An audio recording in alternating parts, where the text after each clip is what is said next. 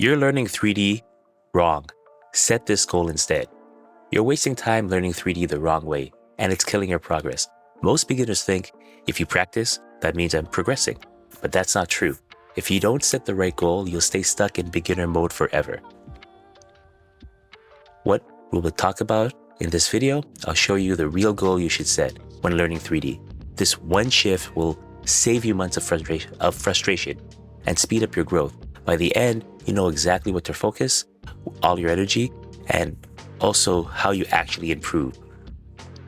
Who am I? My name is Dwayne Elahie. I'm the CG Supervisor.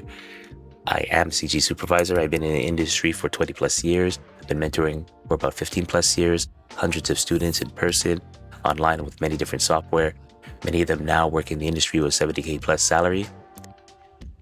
These are the places I've been at: EA, Electronic Arts, ILM, Industrial Lights and Magic, Pixar, Disney, to name a few. I've been at Sony ImageWorks, DreamWorks, a lot of these places. You could check out my IMDb. If we haven't met yet, most likely, but you have seen my work. Over here, if you look at my IMDb, in the visual effects and animation department, also I worked on a lot of AAA games, but for visual effects, the Netflix, The Witcher, Avatars, James Cameron's Avatars, Assassin's Creed, to name a few, Hunger Games. I was the character rigging supervisor for Teenage Mutant Ninja Turtles Mutant Mayhem at Sony ImageWorks. Did Cloudy with a Chance of Meatballs. You may have seen these films and TV shows. A lot of the tools and pipelines and rigs and input I've given for such things, they're still being used in K-pop Demon Hunters, Spider-Man Into the Spider-Verse, Cloudy with a Chance of Meatballs. I mentioned before Teenage Mutant Ninja Turtles Mutant Mayhem. I've worked on a couple of Marvel projects, including Iron Man, Secret Invasion, Netflix The Witcher, James Cameron Avatar, The Hunger Games. Again, you could go to my IMDb page here, look up my name, and you could see the credits I've worked on and games. So now let's get into this. These are the 3 wrong things. Number 1, don't chase software features.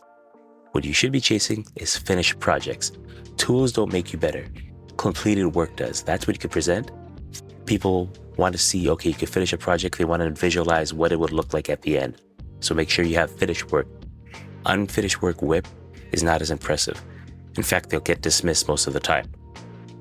Imagine if you went to a mechanic and they just showed you half-done cars. You would automatically not really pay attention to them, right? Number 2, set a skill-based milestone, not a tool milestone. So don't go in, for example, and say, I want to learn every single button on Blender over here, right? What you want to do is, I'm going to say, I'm going to model a character. It could be ready for animation or ready to pose or ready to light. But you want to have an end goal before you start and finish it. And that's something that is actually skill-based, that is transferable and usable in a project. It's kind of like, again, if you're a construction worker and you say, I know how to use a hammer. And they're like, okay, that's nice. But if you show them a finished birdhouse, for example, they're like, okay, you know how to complete a project, and it's implied you know how to use tools. Whether it's a hammer, a screwdriver, doesn't really matter. The tool is meant to assist you to complete your project, but you have to know the fundamentals and the end goal, and that's what people are looking for or hiring you, is you're able to get the final goal, the final deliverable. And number 3, consistency beats intensity. Daily small projects are much better and compound a lot faster than one giant unfinished masterpiece.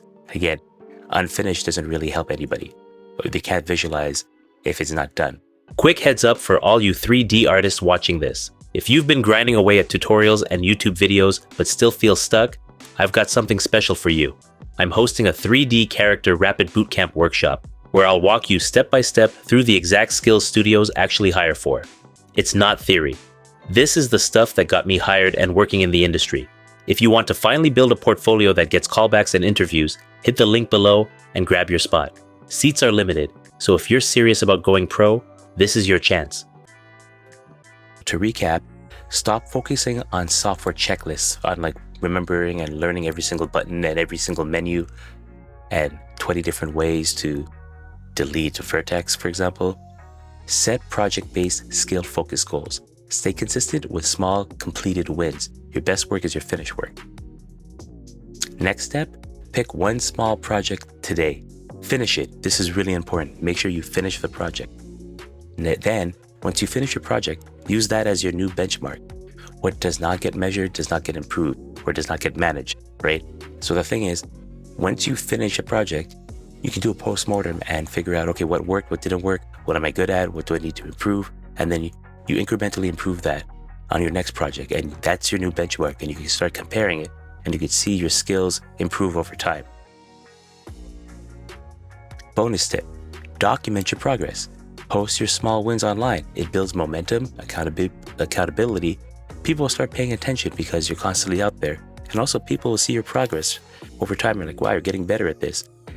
Or at one point you pass a threshold that, okay, I like what you're doing now. I want to work with you. I want to hire you. Biggest mistakes to avoid: don't measure your growth by how many tutorials you've completed or you watched.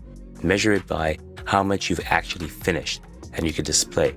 Especially if you look on ArtStation or Instagram or whatnot, people show the final process. And of course, I would say once you've done that, show how it's made to show that you know what you're doing.